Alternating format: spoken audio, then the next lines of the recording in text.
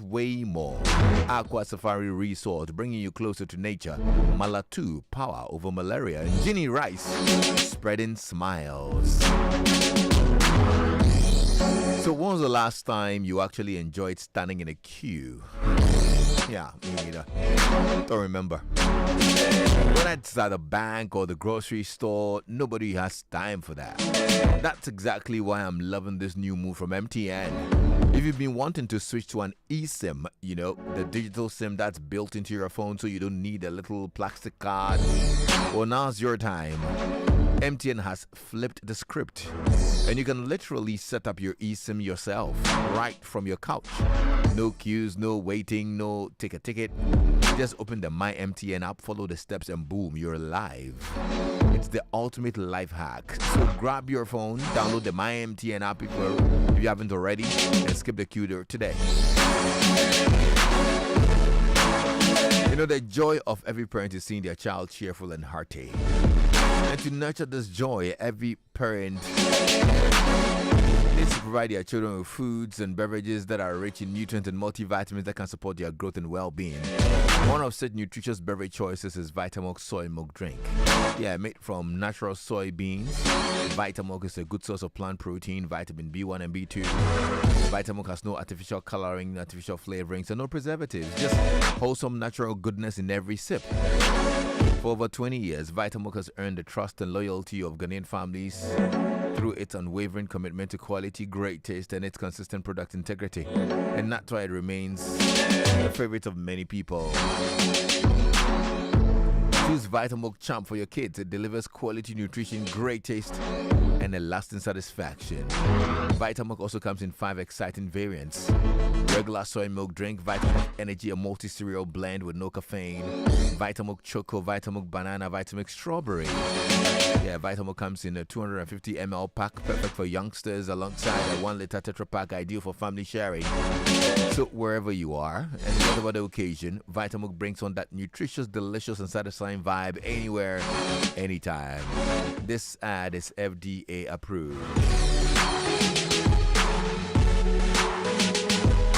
Right, so this afternoon we're starting the year where it truly matters. Clarity of mind and purpose. Yeah, I mean, many of us rush into a new year with energy but no direction, goals without meaning, and motion without focus. Yeah, today we get to talk about what really matters. My guest today believes real progress begins from within. So we want to talk about how to start the new year with clarity and purpose. Yeah, my guest is a leader passionate about mindset, habits, and intentional living. We're talking about opening the year with clarity, purpose, and direction. How to set yourself up for a happy new year. Joining us, my big brother and CEO of Hearts and Habits Foundation, Elder Amos Kevin-Annan, is on my Zoom platform, and we get to talk here on Drive Chat today. Senior Afishapa. I'm sure you can hear me, but you're muted. So if you can kindly unmute Elder Amos Kevin-Annan, if you can unmute your microphone, so you can speak. Lexis, I can hear you loud and clear. Great. I hope you can hear me loud and clear as well. Absolutely, I can hear you. Afishapa. I think committing. A year by this time, all bills have been cleared. Amen. Amen. We're so happy you made time to join us on our drive time today. And we know that as the year starting, a lot of people are trying to refocus. They're trying to strategize and see how the year goes. Well, you are a life coach, and you would certainly want to share some thoughts on how to actually, start the year with clarity and purpose. I mean, for you, where do we start from? Well, thank you very much. It starts from every individual learning to first manage their life as individuals. Secondly, organizing their time. And finally, being the difference or making the impact that they seek to make. So if you take managing your life, it means first and foremost, you should have identified the reason for which you exist. if I'm clear about why I exist, I'm able to avoid the things for which I don't exist for. It's like companies that we know. The companies know their brand proposition, and they stick and stay with their brand proposition. They evaluate their success or otherwise based on the brand IDs that they have, like multimedia house. I mean, you know what you stand for. Joy FM platform that we are on now. You are the platform for discerning listeners. So it means that you don't require people who just come listen and tag along, but you want to hear diverse opinions on matters, because people can critique what you do and give you the feedback that is necessary. In much the same way, every human being who wants to make any marked improvement of themselves, first and foremost, must learn to manage themselves as people. Now, so you are a media person. Your management will be different from someone who is a teacher, for instance. The teacher's own will be different from someone who is, say, a pastor. And differences would show. Someone who is a student would have to manage themselves differently from someone who is a corporate executive. Even though there may be some principles that may cut across, largely there would also be some clear distinctions between the individuals. So do I know why I exist? That's very important. If I know why I exist, what are the basic roles that are in my life at this moment? What are the clear responsibilities that I have? Lexis, I am a man, first and foremost, so that's to manage me, I must manage myself as a man. Right.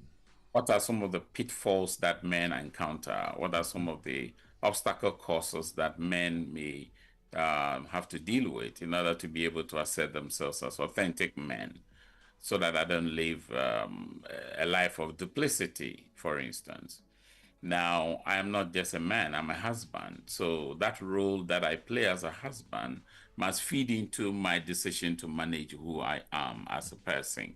I also have two daughters. I'm a father of daughters and not boys. Okay. And so not sons. And so I must manage my life differently for my daughters to see the model of what it means to relate with a male or a man.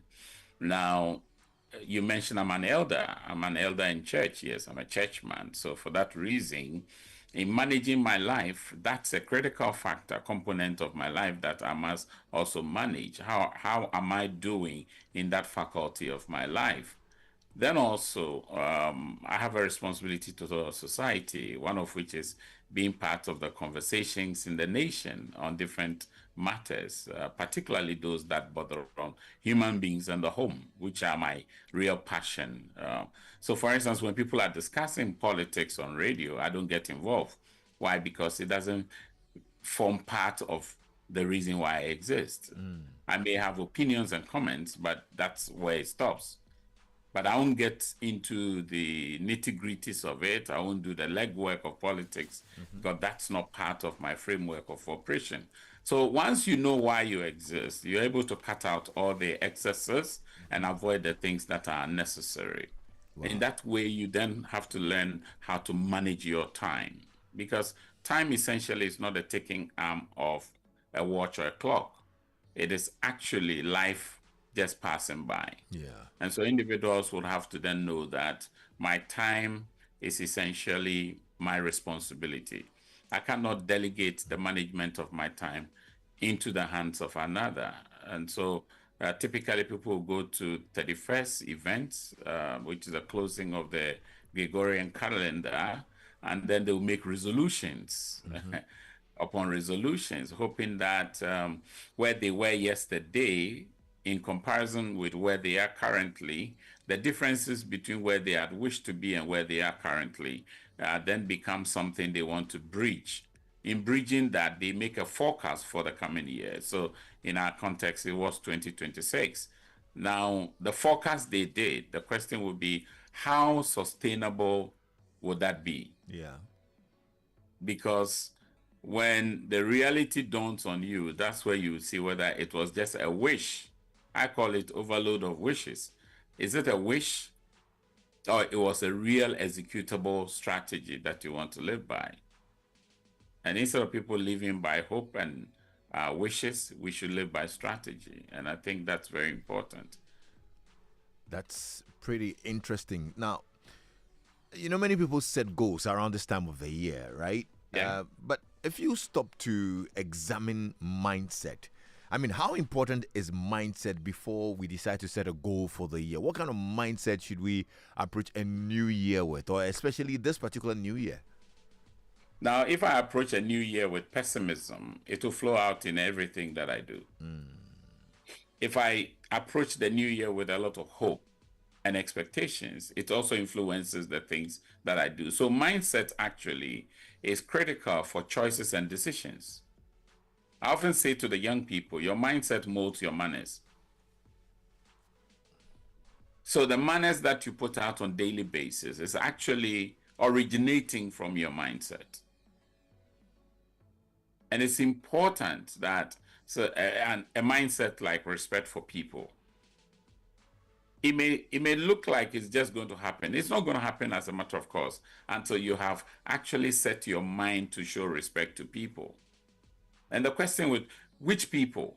Would it be people high up, people who are influential, persons who have a role to play to leverage upon, or you're going to respect everybody? So the individuals who respect those they know they can make money from, or who know that they can benefit or profit from their spaces or association. But they will not respect children, for instance. They will not respect people who are less than them, the underprivileged. So your mindset about people essentially would regulate your choices, your decisions around those people.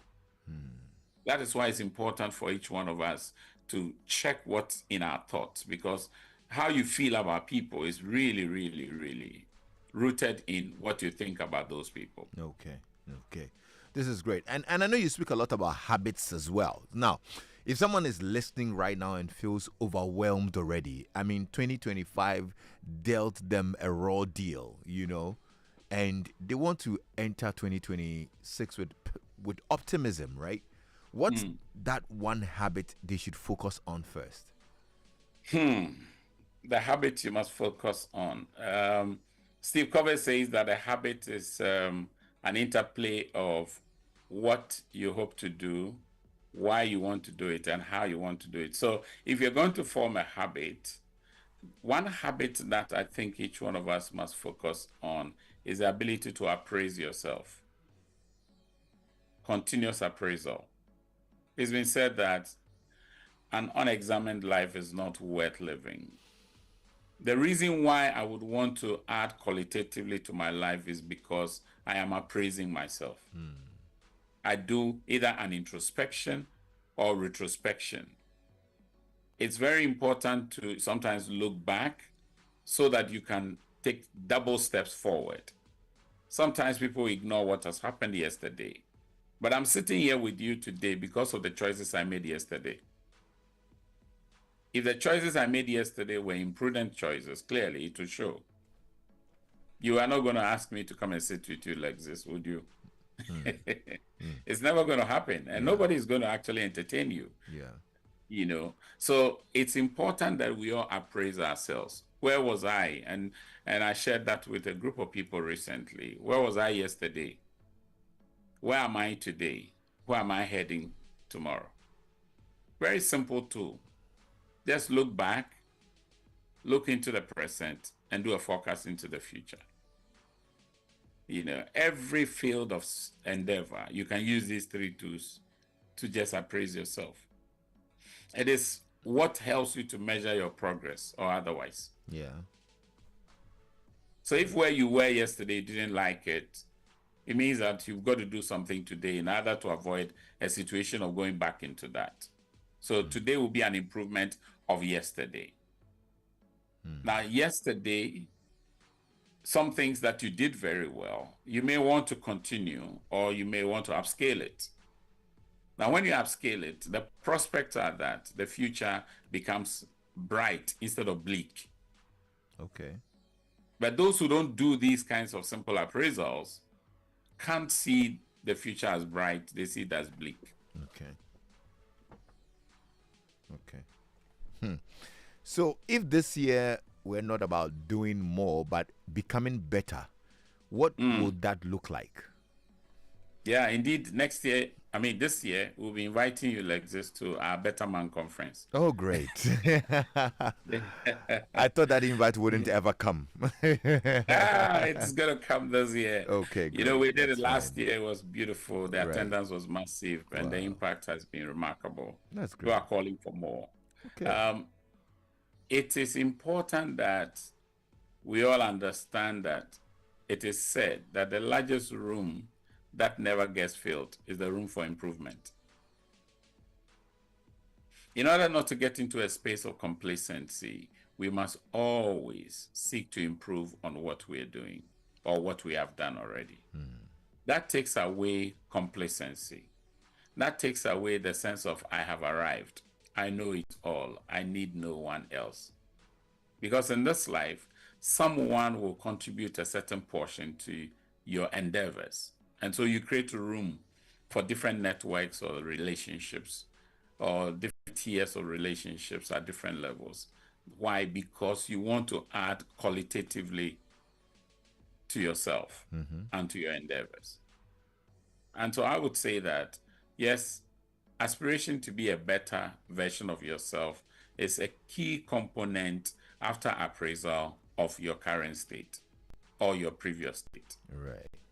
We can only be better, not bitter. Yeah. We have a choice to make, really, We do. between being bitter about yesterday or becoming better today as an improvement of yesterday. This year's going to be great. I'm so happy that you came by. Look good. Yeah. But anyway, before we wrap up, any final words, any word of encouragement, any caution note for the person listening now? Well, I have observed that oftentimes people are overloaded with wishes. Let's guard against an overload of wishes. It's said that if wishes were horses, guess who will ride it? Beggars. Secondly, change is something that is predictable. And therefore, let us not allow ourselves to be overwhelmed by change, because the aspirations and dreams and goals that we set for ourselves will come into contact with change. When the change occurs, how are we able to bounce back?